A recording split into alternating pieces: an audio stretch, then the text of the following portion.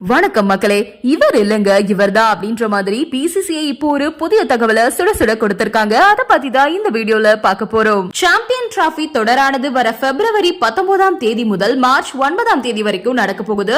இந்த நிலையில இந்த தொடர்ல பங்கேற்கக்கூடிய 8 அணிகள்ல எந்த அணி இறுதி போட்டி வரைக்கும் போய் சாம்பியன் பட்டத்தை கைப்பற்ற போறாங்க அப்படின்றத பத்தின எதிர்பார்ப்பு எல்லார் மத்தியிலும் அதிகரிச்சிருக்கு. ஏற்கனவே இந்த சாம்பியன் டிராபி தொடருக்கான எல்லா அணிகளும் அறிவிக்கப்பட்ட நிலையில இந்திய அணி மட்டுமே தங்களோட முழுமையான அணியை இதுவரைக்கும் உறுதிப்படுத்தவே இல்ல. ஒரு சில காரணங்களால பாகிஸ்தான் செல்ல மறுத்த இந்திய அணி துபாய் மைதானத்துல மட்டுமே எல்லா போட்டியிலையும் பங்கேற்க போறாங்க.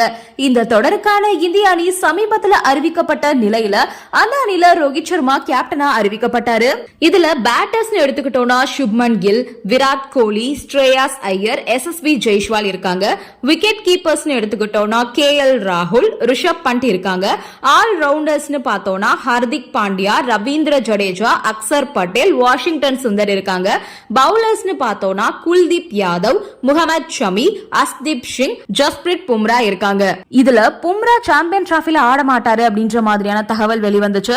இப்போ என்ன சொல்றாங்க அப்படின்னா, தேர்வுக்குழு தலைவர் அஜித் அகர்கர் கூட பும்ரா பெங்களூர் நேஷனல் கிரிக்கெட் அகாடமிக்கு போறாரா, அங்க அவரோட காயம் குறித்து அறிக்கை வெளியிடுவாங்களாம். அதை பொறுத்துதான் விளையாடுவாரா மாட்டாரா அப்படின்னே தெரியும் அப்படின்னு சொல்றாங்க. இதுவே ரசிகர்களுக்கு பெரிய கலக்கத்தை தான் கொடுத்திருக்கு. இப்ப இதுல இந்திய அணில சுப்மன் கில் துணை கேப்டனா நியமிக்கப்பட்டு இருக்கிறதுனால அவரே அடுத்த கேப்டனா வருவாரு அப்படின்னு பல பேரும் பேசிட்டு வராங்க. இதன் காரணமா ரோஹித் சர்மா ஒரு நாள் போட்டியில இருந்து விலகுற பட்சத்துல இவருக்கு பதிலா சுப்மன் கிலே புதிய கேப்டனா நியமிக்கப்படுவாரு அப்படின்னு பேசிட்டு வராங்க. ஆனா ஹர்திக் பாண்டியாவை துணை கேப்டனா நியமிக்கணும் அப்படின்னு கம்பீர் விரும்பியதாகவும் அதை தேர்வுக்குழு தலைவர் அகர்கர் மற்றும் கேப்டன் ரோஹித் சர்மா இவங்க 2 பேருமே மறுத்துட்டதாகவும் தகவல் வெளியா இருந்துச்சு. இந்த நிலையில சாம்பியன் டிராபி தொடர மட்டும் இந்திய அணி வெல்லல அப்படின்னா ரோஹித் சர்மா ஒரு நாள் போட்டிகளுக்கான கேப்டன் பதவியில இருந்து நீக்கப்பட்டு அவருக்கு பதிலா புதிய கேப்டனா ஹார்திக் பாண்டியா நியமிக்கப்படுவாரு அப்படின்ற தகவல் இப்போ வெளியாயிருக்கு. இதன் காரணமா இந்திய அணியோட அடுத்த கேப்டனா சுப்மன் கில் நியமிக்கப்படுவாரு அப்படின்னு பேசப்பட்டு வந்த நிலையில அவரை தாண்டி இப்போ ஹார்திக் பாண்டியாவுக்கு இந்த வாய்ப்பு கிடைக்க போகுது. இந்திய அணியோட நட்சத்திர ஆல்ரவுண்டர் ஹார்திக் பாண்டியா சமீப காலமாவே இந்திய அணிக்காக ஒரு முக்கிய வீரரா இருந்துட்டு வராரு. அதோட சில சூப்பரான பந்துகளையும் வீசி தன்னோட விமர்சன பேச்சுக்கு முற்றுப்புள்ளியும் வச்சிருக்காரு. இந்திய அணிக்கு கேப்டனா இருந்த அனுபவம் ஹார்திக் பாண்டியாவுக்கு இருந்துச்சு.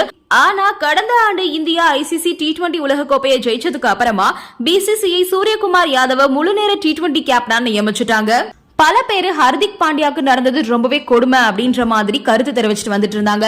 உடற்தகுதி காரணமா கேப்டன் பதவியை இழந்த போதிலும் அவருடைய சமீபத்திய ஃபார்ம் சிறப்பாவே இருந்துச்சு. அதனாலதான் இப்போ திரும்பவும் கேப்டன் வாய்ப்பு பாண்டியாவோட கதவை தட்டி இருக்கு. ரோஹித் சர்மா மட்டும் இந்த சாம்பியன் டிராபியை வின் பண்ணி தரல அப்படின்னா கண்டிப்பா நெக்ஸ்ட் கேப்டன் பாண்டியாவா தான் இருப்பாரு. நன்றி, வணக்கம்.